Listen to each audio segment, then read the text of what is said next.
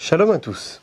Je voudrais partager avec vous un magnifique enseignement sur la Haftara de notre semaine, la Haftara de la Parashat Teruma. Un enseignement qui a été écrit par un collègue à moi, l'émissaire du rabbi d'une des villes de Californie, qui s'appelle le Rav Itzi Horowitz. Je voudrais vous parler de lui aujourd'hui, car dans les jours à venir, il va célébrer son anniversaire.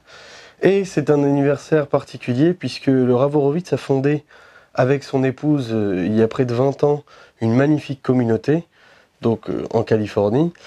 Mais malheureusement, il y a quelques années, il a été atteint de la maladie de Charcot, la maladie ALS, qui l'a rendu entièrement paralysé. Et le seul moyen qui lui reste aujourd'hui de communiquer avec le monde, c'est par la technologie moderne. Il peut écrire, et donc il écrit chaque jour, chaque semaine, des enseignements de Torah, etc. Il continue de diffuser la Torah, de diffuser la lumière, malgré les difficultés liées à sa maladie.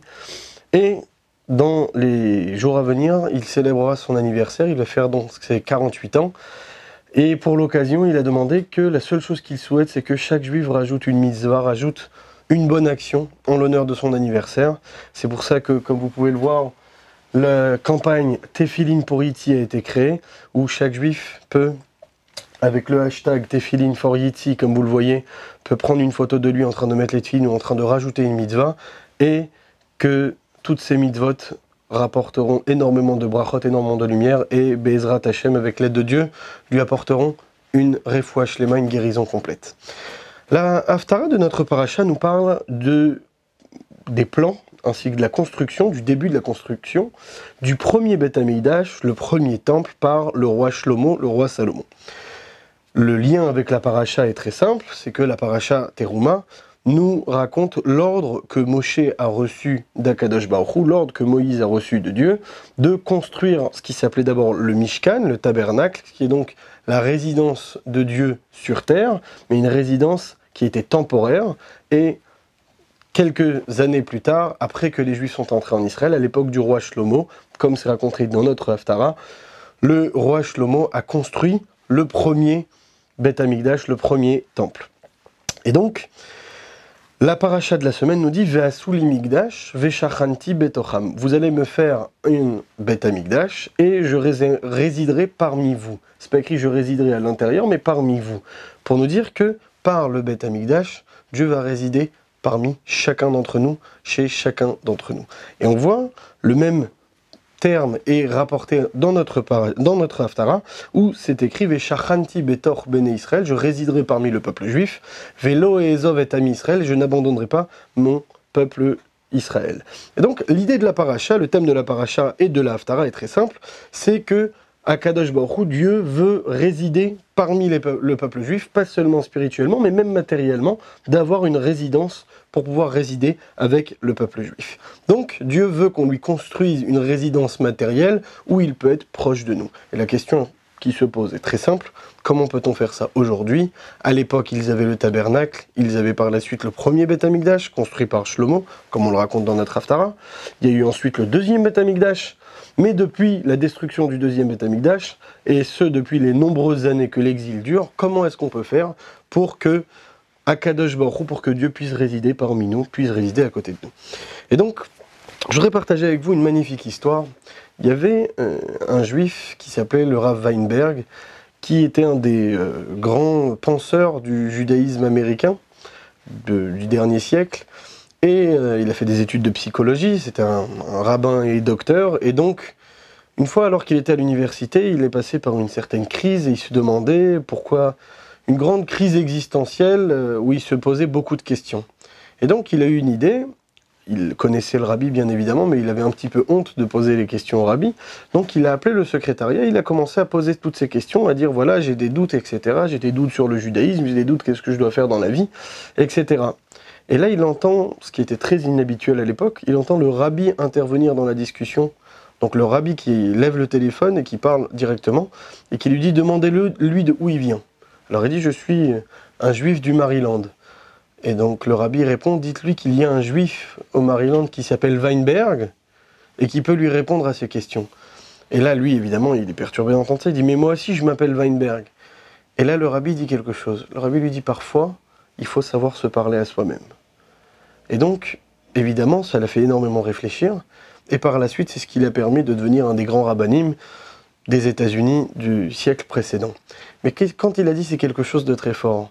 Il a dit que ce que le rabbi lui a fait comprendre à ce moment-là, c'est que chaque juif, il a la force en lui de pouvoir surmonter tous les obstacles qui peuvent le retenir de faire son service de Dieu.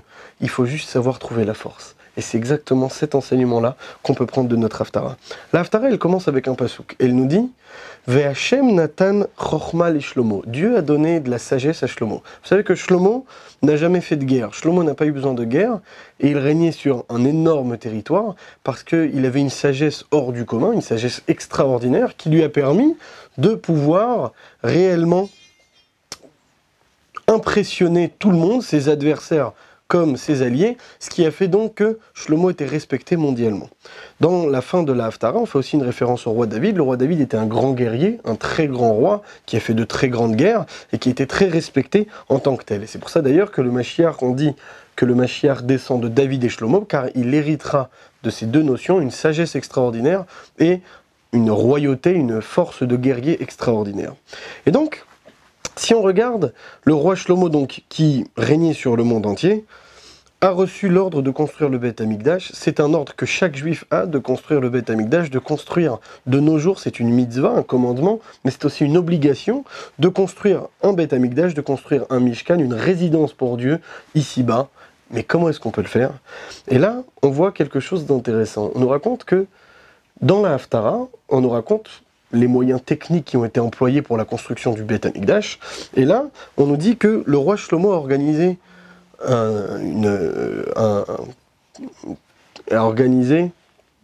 un groupe de 10 000 hommes qui, à tour de rôle, devaient descendre au Liban pour couper du bois, pour apporter du bois pour la construction du Beth Amikdash. Et il y avait, à tour de rôle, ils descendaient au Liban, il travaillait pendant 1 mois, ensuite il revenait 2 mois se reposer, il retournait, et ainsi de suite pendant plusieurs années. Mais on peut remarquer un détail intéressant, c'est que la Haftara nous cite le nom du responsable donc de ce roulement, qui s'appelait Adoniram, ce qui est très intéressant, puisque si on regarde bien, il y avait des tas d'autres métiers dans le Beth Amikdash, notamment ceux qui allaient couper des pierres pour pouvoir construire les murs du Beth Amikdash, qu'on voit toujours aujourd'hui au Kotel, à partir des montagnes. Or, ceux qui coupaient les pierres et les autres métiers qu'il y avait dans le Beth Amikdash, leurs noms ne sont pas mentionnés. On voit qu'à propos de celui qui coupait le bois, qui était responsable donc de ceux qui coupaient le bois, donc 10 000 hommes, s'appelait Adoniram. Pourquoi est-ce qu'on nous cite son nom? Et en fait, c'est pour nous donner un message extraordinaire. Adoniram peut être coupé en 2 mots. Adoni-Ram. Adoni veut dire mon maître, Ram veut dire est surélevé, exalté. Et donc ça, c'est ce que ça veut dire. Adoniram, pourquoi est-ce qu'on nous cite son nom? Pour nous dire que chaque juif a l'ordre de construire un Beth Amikdash. Maintenant, quand un juif, il sait qu'il travaille pour Adoniram, pour notre maître, qui est surélevé du monde, dans ce cas-là, rien ne peut l'arrêter. Le seul obstacle qui peut l'empêcher d'obtenir son résultat, c'est lui-même. Et donc, du moment qu'on décide qu'on va y arriver, et que quoi qu'il arrive, on arrivera à faire ce qui est attendu de nous, alors à ce moment-là, on y arrivera.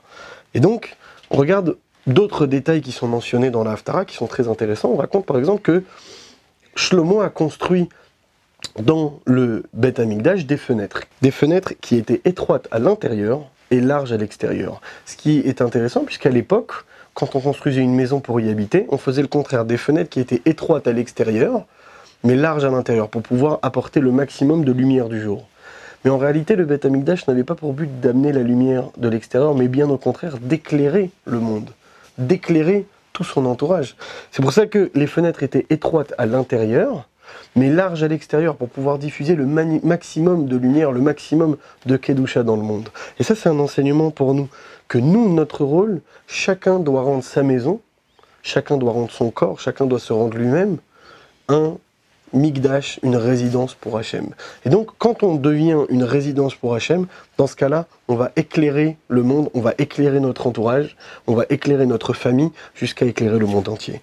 Un autre détail qu'on peut remarquer dans notre Haftara, c'est écrit qu'il n'y avait aucun bruit du marteau ou de la hache.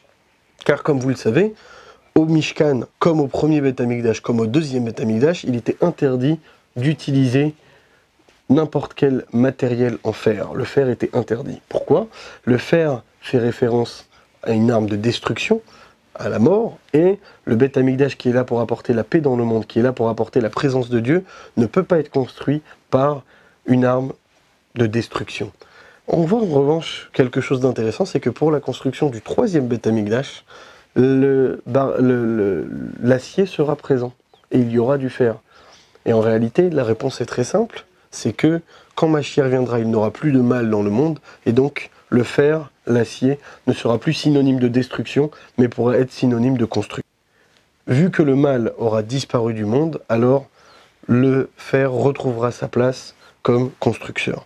Par nos efforts de construire la maison de Dieu, la résidence de Dieu dans notre maison, en rendant notre maison un endroit plus pur, en rendant notre pensée, notre manière de réfléchir, notre vie quotidienne plus pure et que ce soit une réelle résidence pour Dieu, c'est comme ça qu'on méritera d'éclairer le monde autour de nous, d'éclairer notre famille, d'éclairer notre foyer, d'éclairer le monde entier, jusqu'à ce que, avec l'aide de Dieu, on puisse célébrer la troisième Beth Amikdash avec Mashiach, si Dieu veut, très prochainement. Je voudrais juste terminer en mentionnant deux chères personnes de notre communauté qui nous ont quittés cette semaine. Je pense à Madame Suzanne Boudboul, qui est la mère d'une très grande famille de Créteil, qui nous a quittés cette semaine. Je pense aussi à Monsieur Shalom Guigui, qui nous a aussi quittés cette semaine, qui était un exemple par son sérieux et par sa simplicité, par sa discrétion, que Akadosh Baruch Hu apporte la consolation à leur famille et que leurs souvenirs et leur mémoire soient une source de bénédiction pour chacun d'entre nous. Je voudrais terminer en félicitant et en remerciant la communauté pour cette extraordinaire initiative de toujours avoir un enseignement de Shabbat, un enseignement pour le Shabbat. Je voudrais féliciter toute l'équipe de la communauté qui fait ce travail magnifique, mais particulièrement Monsieur Johan Afriat qui passe des très longues heures, qui va même jusqu'à renoncer à sa pause déjeuner pour pouvoir qu'un le maximum de juifs puissent entendre un enseignement de Torah. Et c'est sûr que ces enseignements de Torah et tout le mérite qu'ils apporteront énormément de bien à sa famille, à lui-même et à toute la communauté. Shalom à tous.